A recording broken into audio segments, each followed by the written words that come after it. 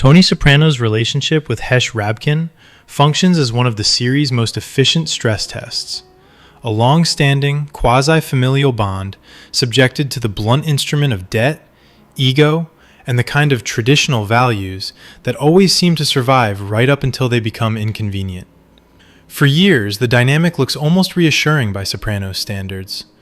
Hesh is positioned as an old-world confidant, a link to Tony's father, and a rare voice that can speak plainly without immediately being fed to the nearest landfill. Tony, in turn, treats Hesh like a combination of mentor, advisor, and emotional dumping ground, bringing panic attacks and personal anxieties to a man who never applied for the position of therapist, but was drafted anyway because he knew Johnny Boy and possessed the crucial skill of listening without billing by the hour. The early framing is clear. This is one of Tony's closest friends, wise enough to be useful and familiar enough to be trusted. Then Tony develops a gambling problem, borrows serious money, and promptly demonstrates the franchise's central thesis about friendship. It is a lovely concept until it interferes with appetite. Once Tony owes Hesh, the warmth evaporates. Hesh becomes less a person and more a recurring administrative nuisance, an invoice with a pulse. Tony begins to perceive repayment not as a moral obligation, but as a personal insult, as though being asked to honor a debt is a form of harassment invented specifically to ruin his day. The shift is not subtle. It is the emotional equivalent of watching someone switch from old friend to threat to my convenience with the calm efficiency of a corporate reorganization.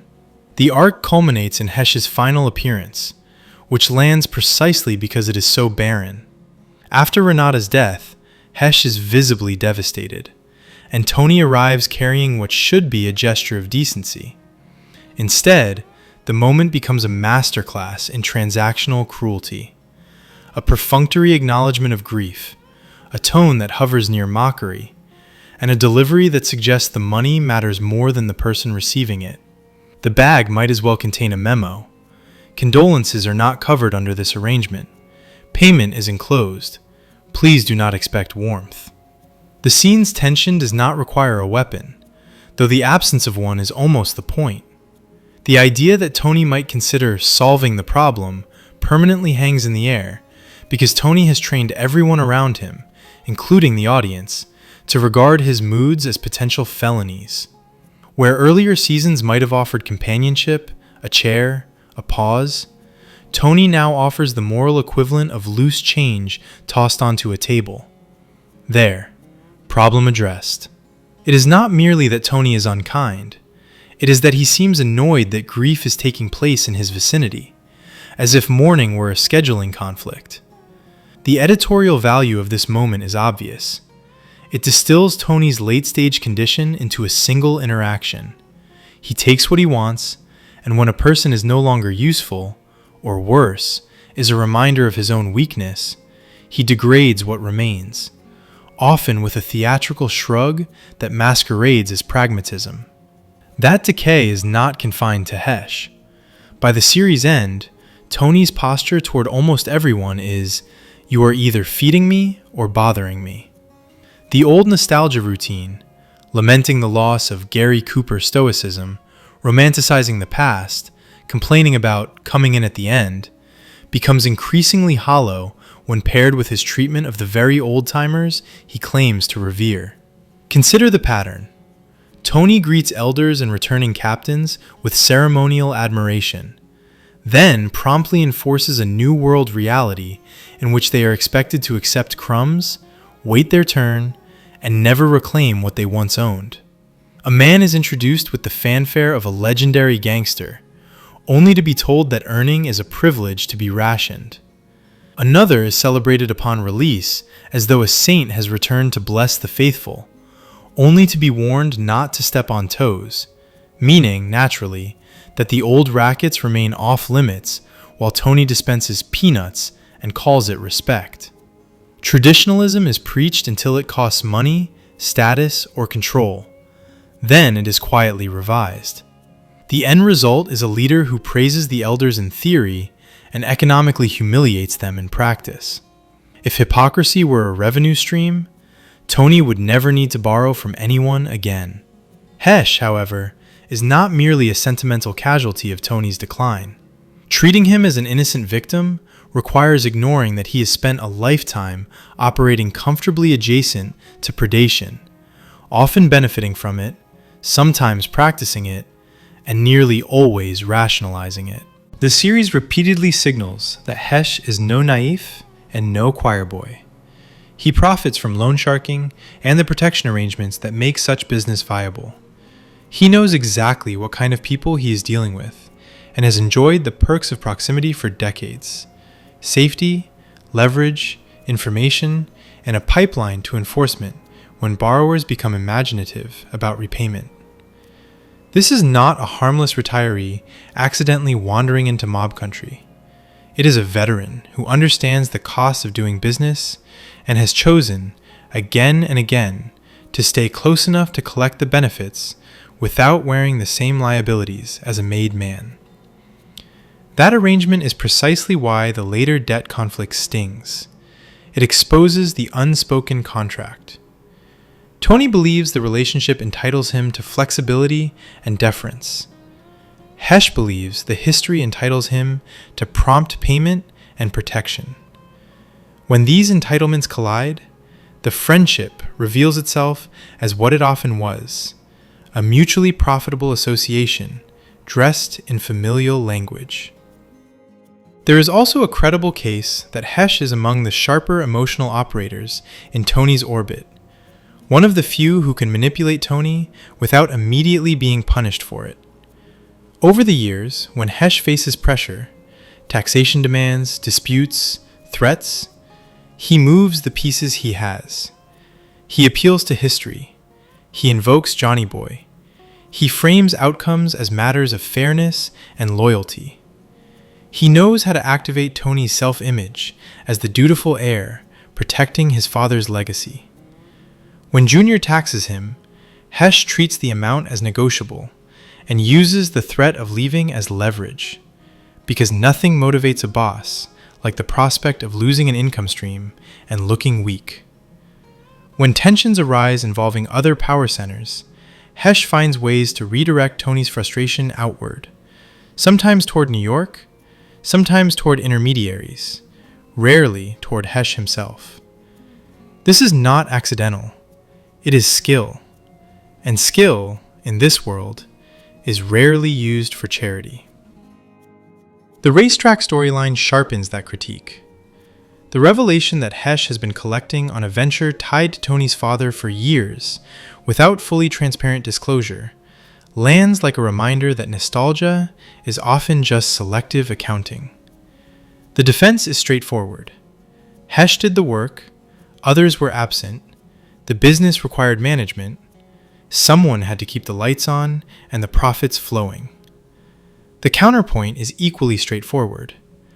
Profits derived from a dead man's share, maintained quietly, and potentially sold without full involvement from the heir, do not scream pure loyalty. They scream prudent self-interest. Hesh may have earned every cent through effort and stewardship. He may also have benefited from the convenient reality that the people with the strongest claims were unavailable, uninformed, or easily managed. Both can be true. And once Tony's own illusions about his father begin to fracture, once the rose-tinted story of Johnny Boy as a noble patriarch starts to look more like an inventory of selfishness and collateral damage, Tony's tolerance for Hesh's long-standing position shifts.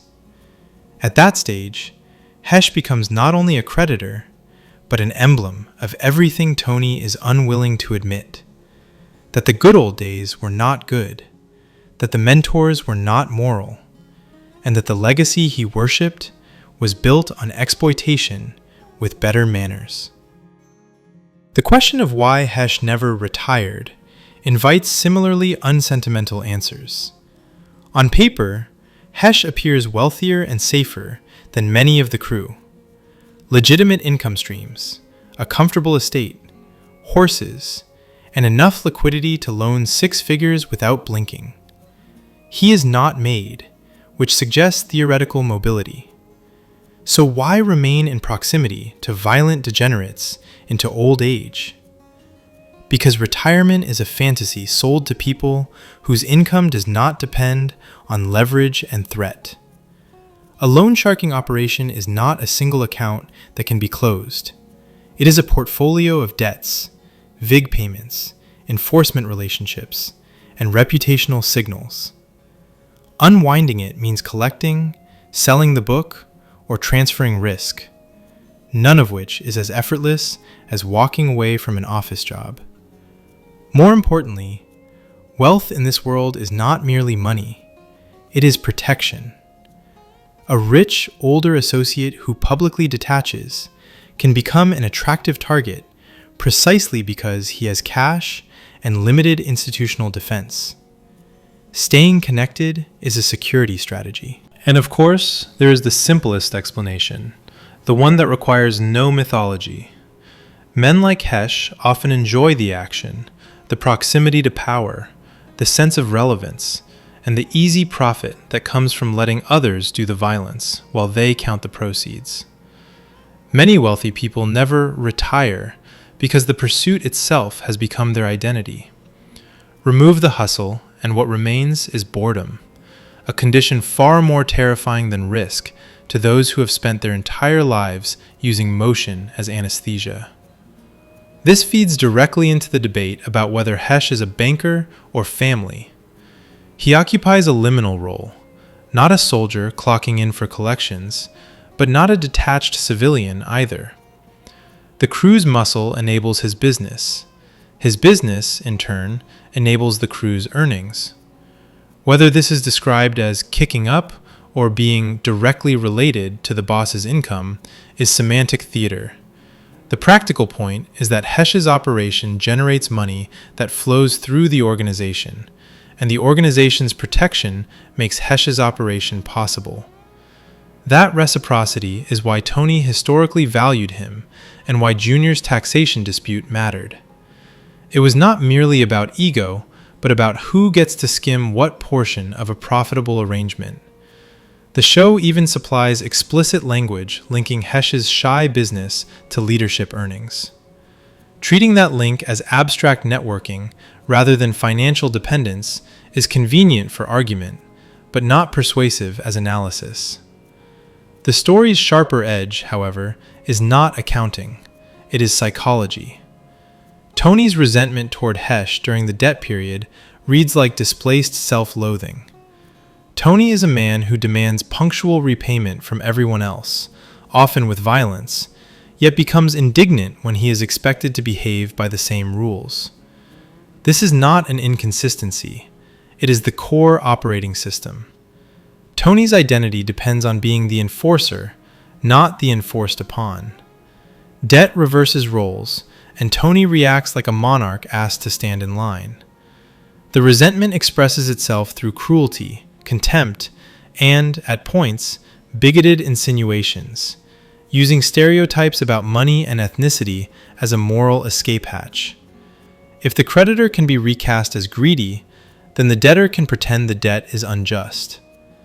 The ugliness of that maneuver matters precisely because it is so functional. It turns Tony's failure into someone else's character defect. And when therapy enters the frame, it does not redeem him, it documents him. Tony can articulate his contradictions, even analyze them, and still choose the same behavior. Insight becomes another accessory. That choice accelerates in the final seasons, which some interpret as a deliberate narrative decision and others as a deterioration in writing discipline.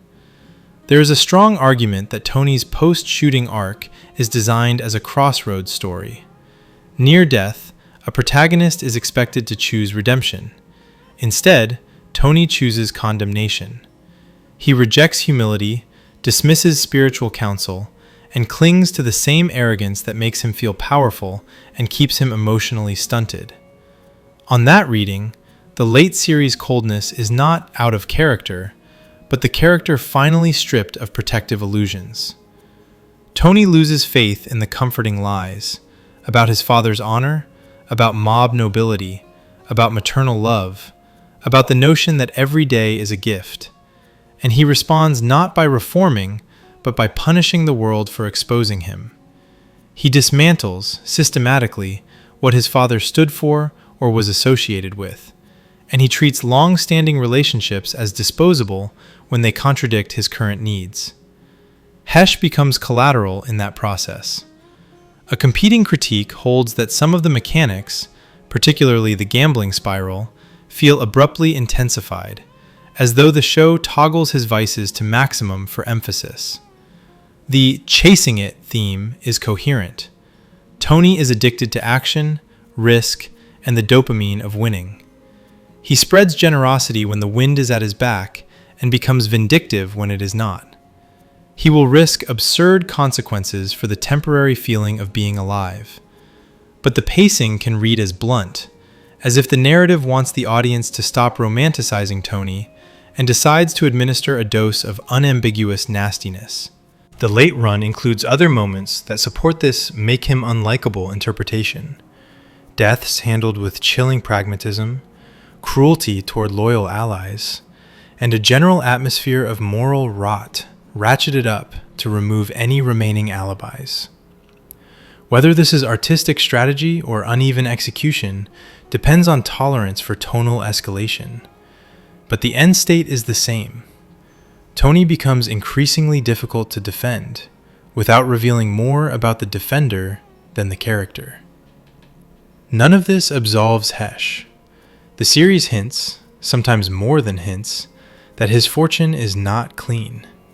In the music business context, he is associated with predatory arrangements and opportunistic credit-taking, the sort of business acumen that often translates to capitalizing on talent with less leverage, less legal sophistication, and fewer exits. The show allows for nuance. Not every producer is a parasite, not every intermediary is a thief, and sincere love of music can coexist with commerce. Yet Hesh is not presented as a saintly patron. He is presented as someone who understands the game and has benefited from it. That is precisely why the sentimentality of his final scene works. The tragedy is not that an innocent man is mistreated, but that an old survivor who thought he understood the rules discovers he is not immune to them when the king becomes unstable. Hesh spent decades leveraging proximity to power, and in the end, that same proximity becomes a threat. The protection arrangement that once made him untouchable becomes the reason he feels touchable at all. There is also a practical explanation for why Hesh is not more prominent across the series: availability and creative logistics. The character appears early with the aura of someone intended for broader use, then fades in and out as a peripheral consultant rather than a constant presence.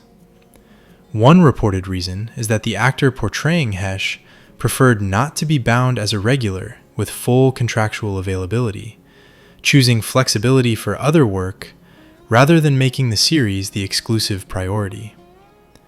The result is a character used strategically, brought in for disputes, advice, thematic contrast, and late series moral accounting, rather than embedded in daily operations. That choice ends up serving a narrative function.